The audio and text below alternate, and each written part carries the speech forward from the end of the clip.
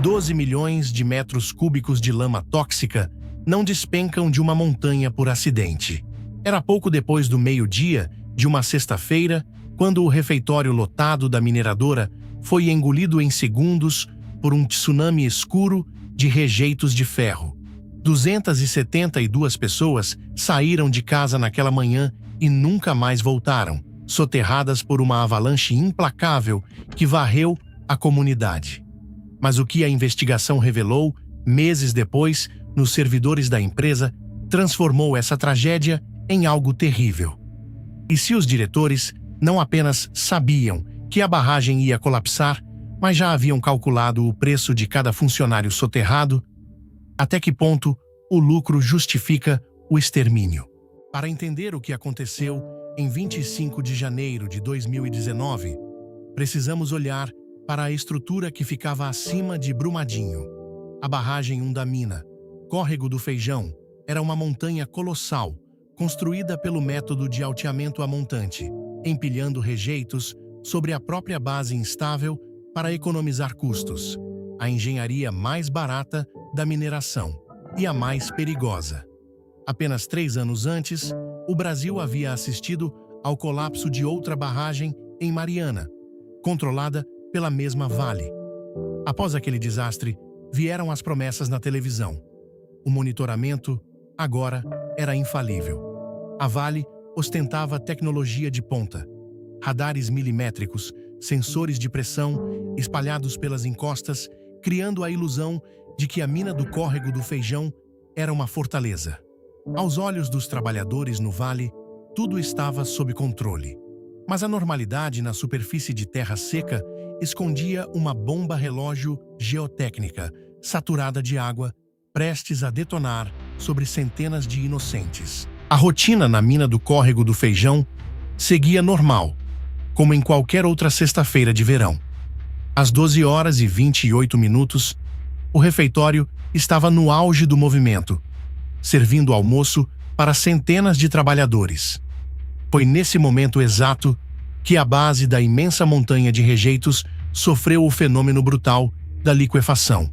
Em questão de segundos, a massa compacta e seca se transformou em um fluido denso e pesado, rompendo a contenção principal como se fosse papel. O mar de lama desceu a encosta a quase 80 km por hora, pulverizando as instalações administrativas, engolindo trens de carga e varrendo a pousada Retiro do Chalé do Mapa. O detalhe mais revoltante é que o sistema de sirenes, criado especificamente para avisar a comunidade, continuou mortalmente mudo. Nenhuma pessoa teve a menor chance de correr para os pontos de encontro, porque as sirenes simplesmente falharam no único dia em que precisavam funcionar. Nas semanas seguintes, a diretoria da mineradora afirmou diante das câmeras que aquilo era um desastre indetectável, um capricho imprevisível da natureza. O argumento da Vale se sustentava em laudos de estabilidade assinados por auditores renomados poucos meses antes. Mas quando as autoridades apreenderam os servidores internos da corporação, a narrativa desmoronou rapidamente. O documento técnico que garantia a vida de todas aquelas pessoas não passava de uma fraude matemática encomendada. A auditora alemã TÜV Süd, contratada para fiscalizar as estruturas, já havia identificado um cenário crítico de pressão hídrica no interior da barragem. Os próprios cálculos internos da auditoria comprovavam que a margem de segurança estava abaixo do limite legal tolerável, o que exigia a evacuação imediata de todo o complexo. Paralisar a mina do Córrego do Feijão causaria uma queda nas ações globais da Vale, um custo multimilionário que os diretores não estavam dispostos a assumir. As conversas recuperadas de aplicativos de mensagens dos engenheiros expuseram o grau de frieza da negociação. Havia pressões diretas para flexibilizar as regras e forçar a aprovação do laudo final, ignorando os sensores instalados no solo que não paravam de apitar alertas de perigo.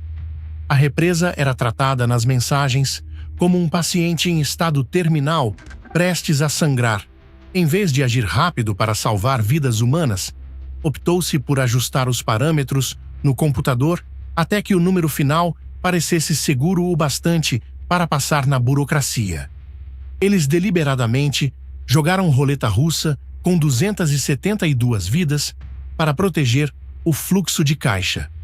Não foi um acidente geológico imprevisto, mas sim um assassinato corporativo calculado em planilhas. Com a descoberta de que a barragem estava condenada no papel, os peritos criminais precisavam entender o gatilho que fez a estrutura imensa desmoronar naquela tarde de janeiro. Como uma montanha de minério aparentemente estática subitamente se liquefaz sem aviso? A primeira teoria da defesa apontava para as chuvas de verão. O argumento jurídico alegava que um volume imprevisível de água sobrecarregou a drenagem, saturando os rejeitos. Mas os dados meteorológicos desmontam essa narrativa. A precipitação daquele janeiro estava dentro da média histórica. O colapso não aconteceu durante uma tempestade, mas sob o sol, provando que a natureza não foi a culpada. A segunda teoria vem dos engenheiros criminais, as perfurações que ocorriam no local naquele dia. Equipes terceirizadas operavam sondas mecânicas na estrutura para instalar novos tubos de leitura. A vibração contínua dessas perfuratrizes sobre um solo saturado de água foi o empurrão fatal, como bater uma marreta num espelho rachado. As ondas de choque propagaram pela água aprisionada, causando a liquefação que as câmeras registraram. Esse cenário de engenharia faz sentido técnico, mas a conclusão das autoridades é mais sombria. A teoria do Ministério Público vai além da física da lama. A investigação revelou que a mineradora usava uma matriz fria que calculava o custo das vidas perdidas versus o lucro de manter a operação rodando. O documento estimava o valor das indenizações caso a estrutura falhasse, tratando a morte de funcionários como variável de negócio aceitável. A represa não caiu por um gatilho mecânico isolado numa sexta-feira. Ela colapsou porque o protocolo de gestão aceitava margens mortais para garantir dividendos aos acionistas. A falha estrutural mais letal não estava no solo da montanha, mas na moralidade dos diretores no escritório. O desastre de Brumadinho começou a acontecer anos antes do rompimento, dentro de salas de reunião refrigeradas. A cicatriz de lama seca em Brumadinho hoje atua como cemitério a céu aberto, enquanto processos contra executivos se arrastam. A engrenagem da mineração no Brasil nunca parou. As multas bilionárias foram absorvidas pelo lucro e campanhas de marketing limparam a imagem corporativa. Mas o terror real é que dezenas de outras barragens com a mesma engenharia barata continuam pairando sobre milhares de lares. A investigação expôs a ganância e entregou os indiciamentos criminais. O caso pode estar encerrado nos tribunais. A justiça, porém, segue soterrada no escuro. Brumadinho mostrou o preço dos laudos falsificados. Sabendo que diretores calcularam o custo das mortes em planilhas frias, os processos judiciais são suficientes para frear essas empresas? O que você faria no lugar dos auditores? Deixe sua opinião nos comentários.